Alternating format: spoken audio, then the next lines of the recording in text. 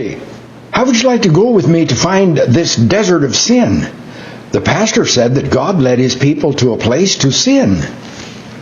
Chip, the pastor didn't say that God took his people to a place to sin.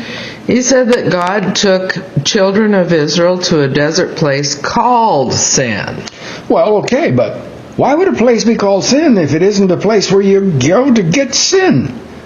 Mifty, places are named for what's there. You know, like Steamboat Rock or Cooley Playland, stuff like that. There had to be a reason why the place God took Israel was called Sin. Yeah, I see what you mean. And I do think I remember Mom reading in the Bible about how the Israelites actually did sin while they were there. I think it had something to do with trying to make a golden calf a kind of god. But I don't think that's why the desert place was called Sin. Well, I figured it was somewhere like Las Vegas where people go to do bad things. You know, Mifty, there really are places like that in the world.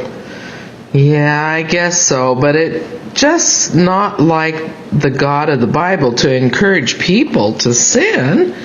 Sin always does damage to people and to relationships.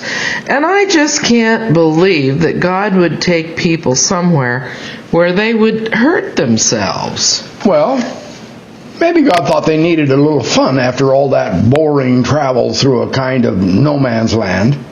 So he took all these people to the desert to sin. Chip, I think the place had that name before God took his people there. It may have been named by someone who spoke a different language, and the word in their language doesn't mean what it sounds like in our language.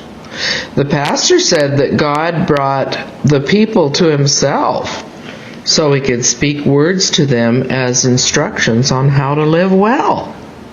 It must have been an awesome show. Kind of like a 4th of July fireworks, fire, thunder. I would really love to find a mountain where all that was happening.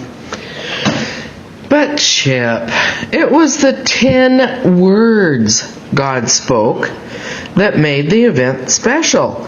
Wasn't it interesting that Pastor said that these 10 words are not called commandments?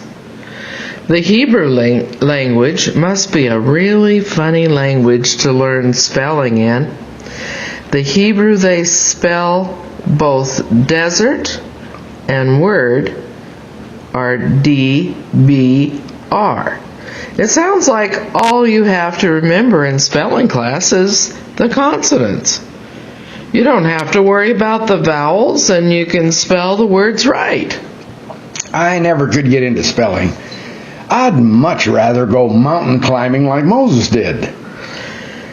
Wasn't it interesting that the pastor said that adding the number 10 to the name of the mountain and desert made it Sinai? I had never heard that before. Well, that was just more of that spelling stuff. And I really don't care much for spelling. But I guess that adding the Y to the name of the place sure messed up a good chance to sin. That must have been kind of like adding broccoli to a good plate of meat and potatoes. You know, broccoli can mess up any good lunch.